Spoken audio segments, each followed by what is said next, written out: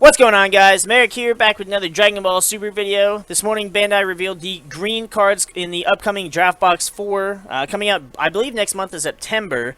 And we've got some interesting cards, some interesting support for green. I don't like the way they're kind of forcing you to use green in some of the decks that you don't want it to be in, but we'll go ahead and get into that in a little bit.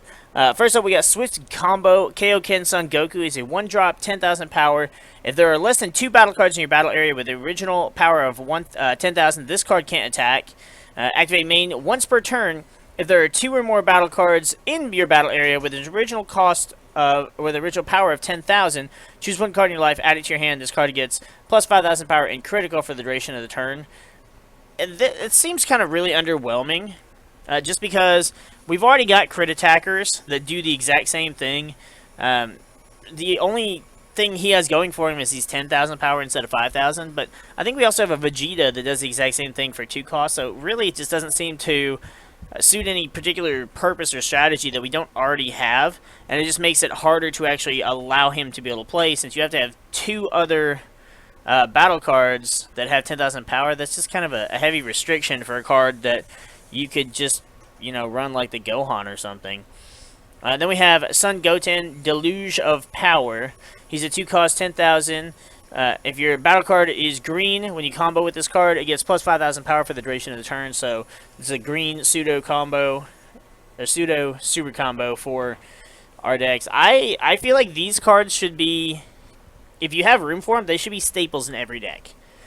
The game now, with all the counterplays and stuff that we got in Assault of the Saiyans, it's forcing it to be more about strategy and control than it was about just vomiting everything all over the board and just going as heavily aggressive as possible. And these cards right here are some of the perfect defensive cards outside of the super combos themselves. Then we've got King Vegeta, Saiyan Ruler. He's a 3-cost, 19,000 power. If your leader card is green, when you play this card, choose up to 2 battle cards in your drop area with energy cost of 2 or less and 10,000 power. Negate their skills, play them, and they get plus 5,000 power for the duration of the turn. Once per turn, choose one of your battle cards and place it in your drop area. This card gains double strike for the duration of the turn. It's not terrible, but it's not super great either, I feel like. Like, being able to play 2 battle cards in your drop area is not bad, but it has to be energy cost 2 or less and 10,000 power. So, again, very specific. Like, sure, you got the Vegeta from set 7 that goes with it. You got the Nappa from the tournament pack for set 7, but it's just a green battle card, 10,000 power exactly, is really, it's just so specific. I'm not really sure what you would be able to play that you would actually want to be able to play and take advantage of. Then we got Trunks the Prankster. He's a 2-cost, 10,000 power. Once per turn, place the top 3 cards of your deck in the drop area. Choose one battle card with an energy cost of 1 and 10,000 power in your drop area and play it. Again, everything kind of revolves around this 10,000 power right now, and it's weird just because there's not a lot of battle cards that have 10,000 power that are super great, especially when you restrict it to the green color specifically. So I'm not really sure what kind of strategy you're going to go for with that, especially because 10,000 power itself isn't even enough to damage the leader once they're awakened.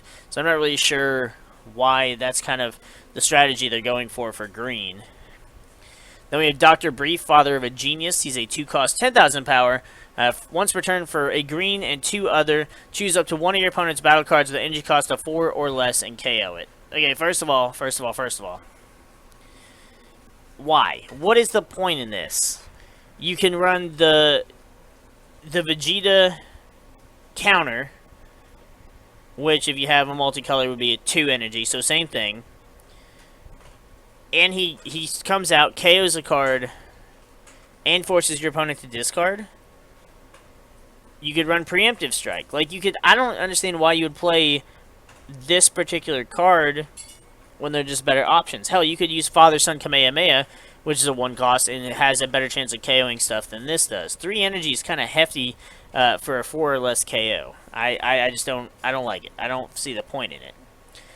You got Bulma's Mom, Mother of a Genius. She's a 1-cost, 1,000 power. When you play this card, look at up to 5 cards from the top of your deck. Choose up to 1 battle card with an energy cost of 1, add it to your hand, and then shuffle your deck. again, this is just kind of a really, really shitty searcher. I mean, top 5 isn't terrible, but it has to be a 1-cost battle card. Like, you can't get much more restrictive than that on what you're searching for. And, I mean, there's plenty of options, plenty of engines in green that can kind of search for things without having to settle for a 1-drop like Bulma's mother does. Then we've got Bulma, Genius Inventor. She's a 1-cost, 1,000 power. When you play this card from your hand, look at up to 3 cards from the top of your deck. Choose an extra card with energy cost of 1 among them, add it to your hand, and place the rest at the bottom of the deck in any order. This isn't terrible. If you're running like heavy on extra cards, it wouldn't be a bad idea. This would also allow you to add one of your negates to your hand. But, you know, it's top 3. And outside of knowing you're going to die the next turn, there's not really a whole lot of reason that you're in that big of a hurry to add that negate to your hand.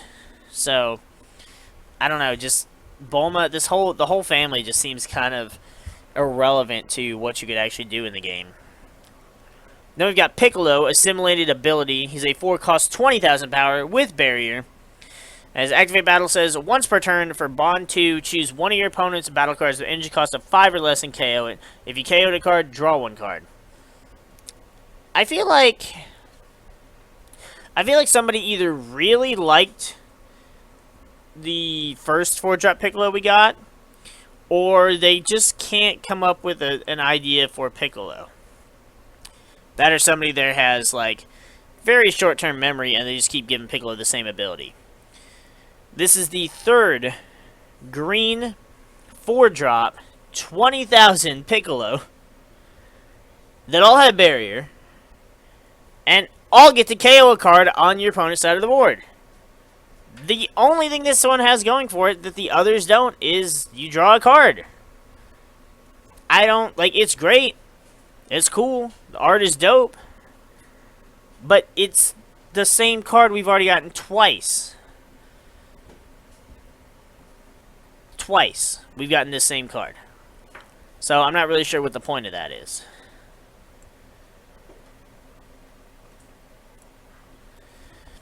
Then we've got Krillin, Steadfast Defender. He's a 4-cost, 15,000 power with Blocker. And his permanent for Sparking 10, reduce the energy cost of this card in your hand by 2. When you play this card, draw 2 cards, choose 1 card in your hand, place it in your drop area. So this is not a bad card. Basically a 2-cost Krillin. It's just giving us more and more Krillins for the Goku archetype from Clash of Fates to go with the leader and the 5-drop Goku that just comes out for free when your opponent kills a Krillin. And if they keep giving him Blocker, then of course they're all going to fucking slowly die. I like it. I do want to play it, but I'm almost wondering if it's necessary if we don't already have enough Krillins. Then we've got Beerus, the Bad Tempered. He's a 7-cost, 30,000. I don't really care that he's green, but his abilities are pretty nice. He's got dual attack, and he's got Barrier. And his auto says, when this card attacks, choose up to one of your opponent's battle cards, ignoring Barrier, and KO it. So, that's 2 KOs per turn, getting around Barrier. So, potentially, because of his dual attack and 30,000 power, he could KO 4 battle cards your opponent controls. That's pretty wild. Now, he is a 7-drop. So, you're either going to have to be playing some ramp, or at the very least play some blue, so you can play the 3-drop Whis from Tournament of Power and make him a 6-cost instead of a 7. I like the card. He seems pretty powerful, but 7 energy is kind of hefty, and outside of playing the set 7 Zamasu Goku Black stuff, I don't see why or how you're going to get to 7 energy that quickly. Then we've just got Whis. He's just Whis. It's a 1-cost, 10,000 power. Like, they're literally just taunting me again, because I would like a Whis leader. I would like some awesome Whis battle cards besides the 12-drop from set 1. And instead they give us a 1-drop vanilla that really just doesn't do anything at all. Then we got Broly, free at last. He's a 4-drop, 15,000 power. His auto says, place this card in its owner's drop area. At the end of a battle after this card attacked, you may choose one green battle card with Broly and its character name and energy cost of 6 in your drop area and play it. If you played a card, you can't play battle cards for the duration of the turn. That's actually not terrible. He gets a free swing at a battle card or at your opponent's leader.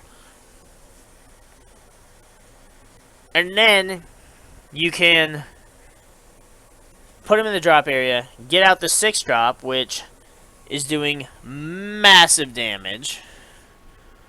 And ribbon cards out of your opponent's hand as well. Like, this is a pretty good card. And I mean, it's still a 4 cost, but that's cheaper than the evolution cost. Outside of if you were to evolve it on, say, Deathless Warrior Broly or Endless Evolution. But outside of that, I mean, this allows you to go into the 6-drop even easier.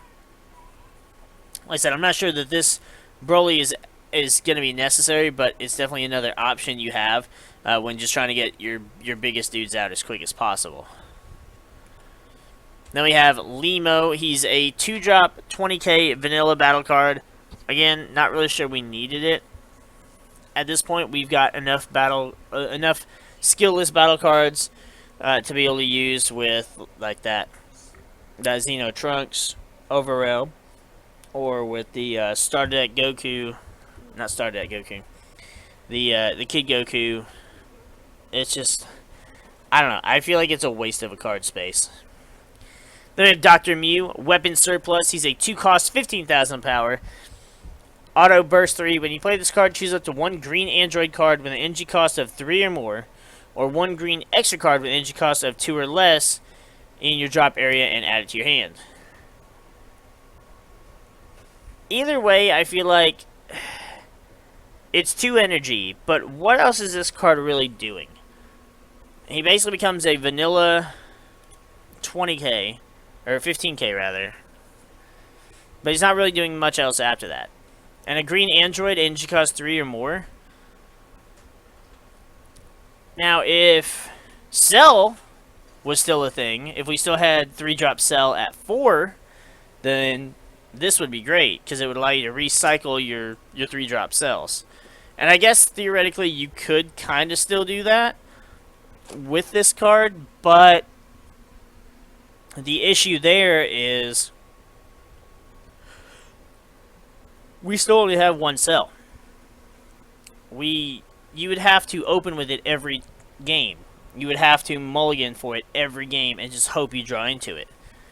I mean, you could draw into it during the match as well, but if it's stuck in your life, it's stuck at the bottom of your deck, you're just kind of screwed. So, it's an option, but I feel like it's only really worthwhile with Cell. Then we have Super 17, Power Distilled. Super cool art there, no pun intended. He's a 6-cost, 19,000 power. That's extremely underwhelming for a 6-drop. Couldn't even make him 20,000. Nope, 19,000. Dual attack is nice and all.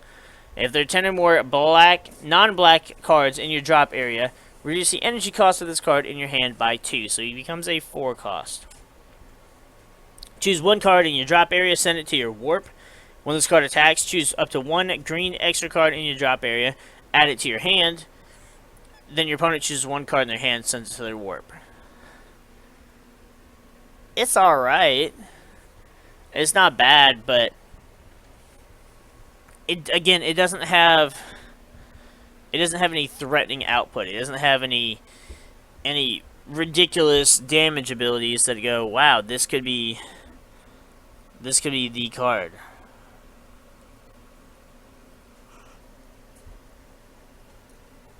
Unless you wanted to do, like, because this card specifically doesn't care if your leader's an android.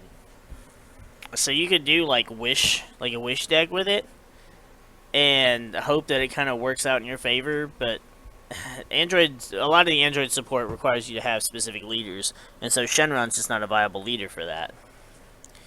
Arguably, my favorite card in this reveal is Super Saiyan Rose Goku Black. It's a 3-cost, 10,000 power. Now, he's green, which I didn't dislike the green cards we got in set 3, but it kind of really interrupted the flow of Zamasu decks. This one, on the other hand, doesn't, and that's what makes it really nice to play, because its Activate Battle calls for 2 energy of any color. You play this card from your hand, then choose up to one of your opponent's battle cards with an energy cost of 2 or less and KO it. So, turn 1, you're going to charge probably a dual-colored energy, or, whatever color you're going to go with. Then, turn 2, you just charge and pass. Your opponent attacks, you can activate battle, play this, blow up their card. Now you've got the Goku Black on the board. And on your next turn, you can do Activate Main for 3 energy, which says choose up to 1 green Zamasu card in your hand with an energy cost of 5 or more and play it. Then at the start of your opponent's next turn, choose up to 1 of your green energy, switch to active mode. So, first of all, let's go ahead and look at the Zamasus that you can use this ability on before I get into this too much. We've got Fused Zamasu, Deity's Wrath. He's a 5-cost, 20,000 power. That art is phenomenal, by the way. He's got Indestructible, so that's going to work well with keeping everything on your side of the board alive outside of baby decks. And his Activate Main says for 1 energy, if you have 3 or more energy, choose green battle cards in your battle area with 50,000 power or more. 5,000 power or more, and a total energy cost of 5, and place them in your drop area. Play this card from your hand. So you have to have the green battle cards in play to be able to do that for 1 energy. When this card attacks, your opponent chooses 1 card from their hand, places it in the drop area. If there's a way to switch them back to active mode so you can attack again, then that would be kind of nice, but the game, outside of playing like Shenron and using the leader's ability, but you're only forcing your opponent to discard 3 cards, which isn't really that big of a deal since he doesn't have crit or anything. You're just attacking them and giving them back another card. Then we've got Zamasu the Undying. He's a 2-cost, 5,000 power with Indestructible.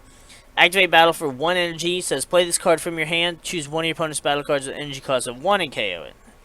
So you can charge a card, play the Zamasu on your opponent's attack, then play the Goku Black on your second turn, KO whatever battle card they have, and then right there you've got Goku Black and Zamasu that you could have for fusion fodder, or just to serve as green cards for you to be able to place in the drop area with Fused Zamasu.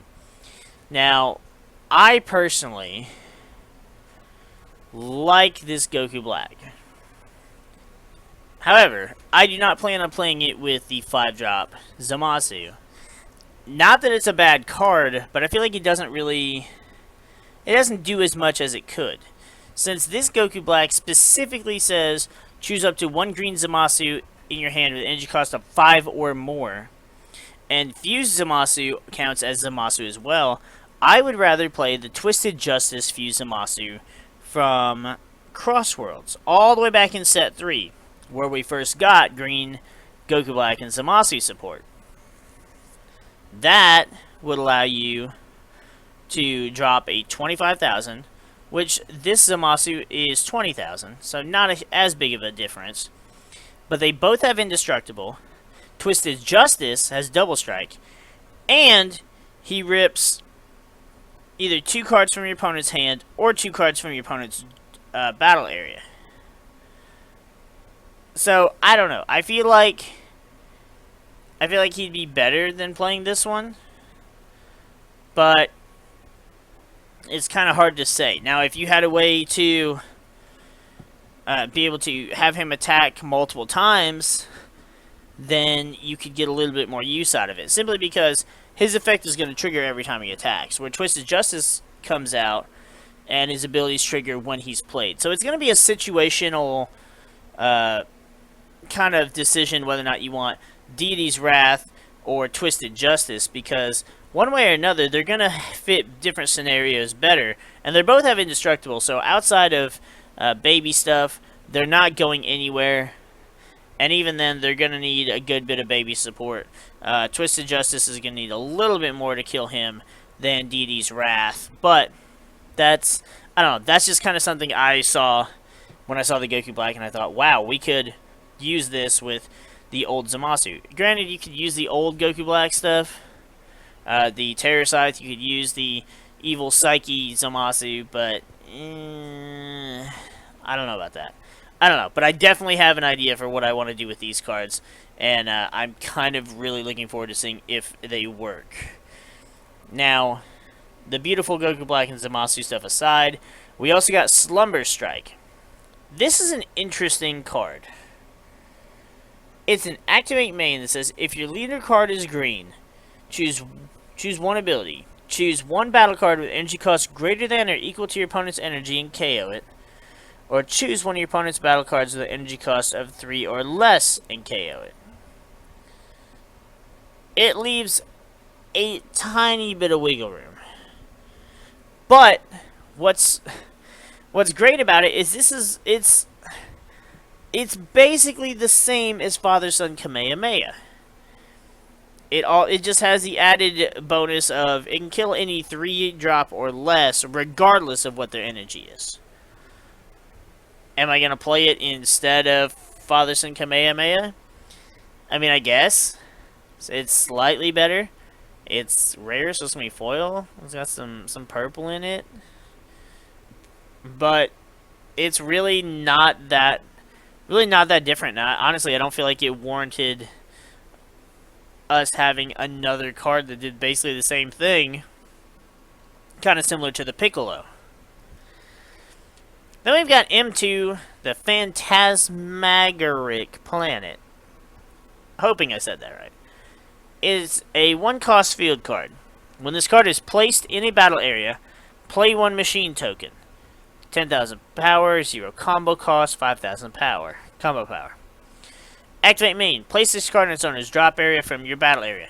Choose one of your opponent's battle cards with an energy cost of 1 and KO it. If you KO the card, draw 1 card.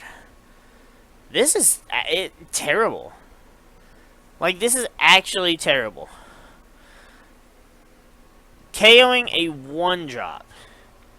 Like, wow. I mean, we've got plenty of cards that can do that. This gives you a machine token. Alright.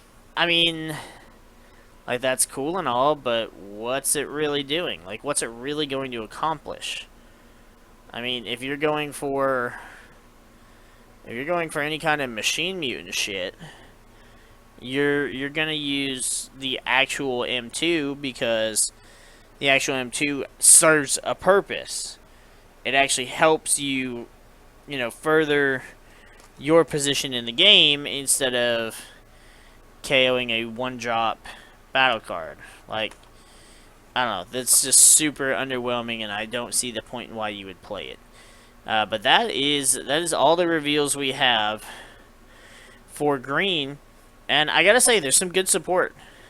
There definitely is. Obviously, for me, the most exciting has to be not really the Zamasu, but the few Zamasu I like. Obviously, the Goku Black is one of my favorites. The Super 17 I like, but I'm not sure how I feel about it. Same thing with the Dr. Mew. I'm going to have to see how well I think it'll work for, like, androids. The Broly is pretty good as well. The Beerus, I feel like the Beerus would be a really powerful card. We just have to figure out a way to easily play him, because being able to KO anything outside of Zamasu cards is it's a pretty powerful feat. So we definitely want to be able to use that as best we can. It's too bad he doesn't have, like, critical or anything else, but So, alright, then we got the Piccolo. Works well. We got the Krillin. Helps fuel the Clash of Fates deck. Let me know which cards you guys are excited for in the comments below. And do you think any of these cards are going to make much of a difference? Let me know what you think about these pseudo super combos. The ones that if they attack a battle card of the same power or the same color, then it gets the extra 5,000 power. Like, what do you guys think about that? Now, I'm glad that it says battle card And I'm disheartened that it says battle card, because that means you can't use it to protect your leader, but I feel like you should not be able to protect your leader for free like that either. That's what your super combos are for. So, kind of having a total of 8 super combos that don't cost anything, not even counting like the Unbroken GT Goku or the Infernal Villainy Cell. That's a lot of combo power. But let me know what you guys think about these cards. Let me know if you think they should be staples in every deck. And because that's kind of what I'm getting. I'm getting that vibe that I kind of want them in every deck.